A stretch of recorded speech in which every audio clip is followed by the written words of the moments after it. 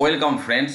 আজকে supreme court DA মামলার প্রসঙ্গে যে অবজারভেশন করেছে আপনারা অলরেডি জেনে গেছেন যে এরিয়ার ডিএ এর 25% দিতে হবে 1 মাসের মধ্যে। তবু আমি বলছি অর্ডার কপিটা আপলোড হোক, কিন্তু এর মধ্যে আপনারা জানতে চাইছেন কারা এই ডিএ পাবে, কারা মধ্যে প্রথম কথা শিক্ষাকর্মীরা পাবেন কিনা, নতুন যারা জয়েন করেছে তারা পাবেন কিনা, এই প্রশ্ন একটা। আর কোন পিরিয়ডটার জন্য এই বকেয়া ডিএর বিষয়টা বলা হচ্ছে। তো এই দুটো প্রশ্নের উত্তর খুঁজতে গেলে আমাদের একটু পিছনে যেতে হবে।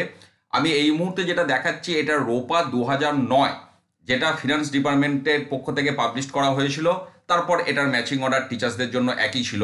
তো এখানে যে পেমেন্ট অফ এরিয়ারের কথা বলা ছিল, কারণ যেহেতু এটা এরিয়ারের বিষয়, তো এটাই এখানে গুরুত্বপূর্ণ একটা ভূমিকা নেবে।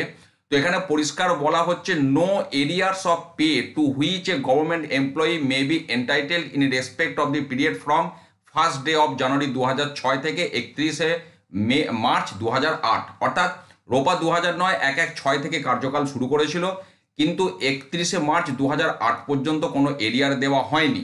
এরিয়ার দেওয়া শুরু করা হয়েছিল কবে? 1 এপ্রিল 2008 এখান থেকে এরিয়ার দেওয়া শুরু হয়েছিল। আর 31 মার্চ 2009 পর্যন্ত এরিয়ার দেওয়া হয়েছিল। 1/4/2009 থেকে অ্যাকচুয়াল ইফেক্ট দেওয়া হয়েছিল রোপা 2009। তার মানে এরিয়ারটা দেওয়া যেটা শুরু হয়েছিল 1 এপ্রিল 2008, তার মানে এই 1 এপ্রিল 2008 থেকেই কিন্তু বকেয়া ডিএর পরিমাণ শুরু হবে, এমনটাই কিন্তু এখান থেকে বোঝা যাচ্ছে। তার কারণ তার আগের জায়গাটার জন্য এরিয়ার দেবে না, সেটা রোপাতে পরিষ্কার বলা ছিল। এবং বিভিন্ন সংগঠন থেকে যে হিসাব জমা দেওয়া হয়েছে সুপ্রিম কোর্টে, সেখানে 1 এপ্রিল 2008 থেকে ডিউসটাই কিন্তু দেখানো হয়েছে। তো এটা গেল রোপার দিক থেকে অ্যানালিসিস। এবার আমি চলে যাচ্ছি যে এই যে এরিয়ারের বিষয়, এটা আসছে অ্যাকচুয়ালি কলকাতা হাইকোর্টের যে 20 মে 2022 যে জাজমেন্ট পাস করেছিল কলকাতা হাইকোর্টের ডিভিশন বেঞ্চ। তো সেখানে যে বক্তব্যটা রাখা হয়েছিল যে রাজ্য সরকারের চিফ সেক্রেটারিকে কলকাতা হাইকোর্ট ডিরেকশন দেওয়া হয়েছিল যে এরিয়ার ডিএটা রিলিজ করার জন্য নিয়ম নীতি নির্ধারণ করতে হবে। আপনার কার ওপর ডিএটা পাবে না, basic pay off state government employees fixed under রোপা rule 2009, and such DA shall be paid at least twice in a year till the acceptance and or giving effect to the recommendation of 6th pay commission set up by the government of West Bengal। অর্থাৎ রোপার আন্ডারে যে DA, সেই DA দিতে হবে রোপার যে revised basic pay তার ওপর। কতদিন পর্যন্ত দিতে হবে এই এরিয়ারটা?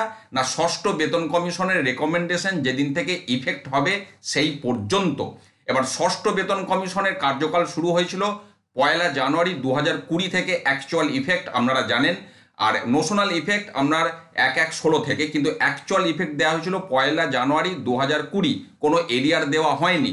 তার মানে এই এরিয়ারটা আপনার পাওয়া উচিত 31 ডিসেম্বর 2019 পর্যন্ত, যেহেতু এখানে বলা হচ্ছে যে কার্যকাল ষষ্ঠ বেতন কমিশনের যেদিন থেকে হবে তার আগে পর্যন্ত দেওয়ার কথা এখানে বলা হয়েছিল। তো এতে করে বিমর্ষ হওয়ার কোনো কারণ নেই। তার কারণ এই জাজমেন্টেরই যে 11 নম্বর পয়েন্টটা আমি আলোচনা করলাম, এখানে 27 নম্বর পয়েন্টে যেটা বলা ছিল, the petitioners are directed to release the dearness allowance and arrear dearness allowance to its employees. এই জায়গাটা অত্যন্ত গুরুত্বপূর্ণ জায়গা। এখানে ডিয়ারনেস অ্যালাউন্স এবং এরিয়ার ডিয়ারনেস অ্যালাউন্স, তাহলে এই দুটো কথার মধ্যে পার্থক্য আছে।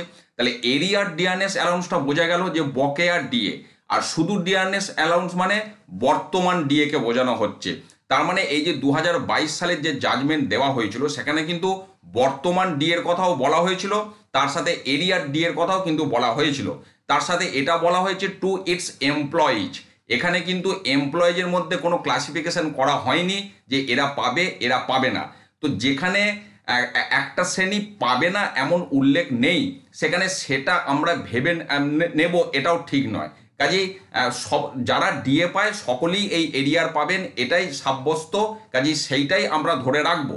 এবং এখানে বর্তমান ডিএর পাশাপাশি কিন্তু এরিয়ার ডিএর কথাও বলা হয়েছিল। কাজেই বর্তমান ডিএ কনসিডার করলে এই যে বকেয়ার বিষয়টা কিন্তু বর্তমান পর্যন্তই এসে যায়। তা অতএব কোন ডেট পর্যন্ত এরিয়ার দেওয়া উচিত এই কথা বলে কাউকে সুবিধা পাইয়ে দেওয়ার কোনো অর্থ হয় না, যে কারণে সেই বিষয়ে আমি কোনো মন্তব্য করব না। কিন্তু 1 এপ্রিল 2008 থেকে যেহেতু ইফেক্ট দেওয়া হয়েছিল রোফা 9-এর, এবং বিভিন্ন সংগঠন থেকে সেই ডেট থেকেই বকেয়া ডিএর হিসাব দেওয়া হয়েছিল। কাজে এই বিষয়টাই সামনে দাঁড়াচ্ছে।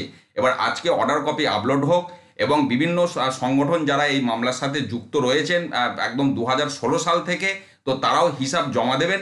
সেই হিসাব নিকাশ সামনে আসুক, তারপর সামগ্রিক বিষয় আপনাদের সামনে তুলে ধরবো। কিন্তু কোনো নেতিবাচক কমেন্ট করে কাউকে সুবিধা পাইয়ে দেওয়ার কোনো অর্থ হয় না। তাই অপেক্ষা করতে হবে আমাদের একটু সঠিক বিশ্লেষণ বা সঠিক তথ্যের জন্য, যে কারণে সকলেই একটু ধৈর্য ধরুন এবং একটু অপেক্ষা করুন। ভালো থাকুন, সুস্থ থাকুন, ধন্যবাদ।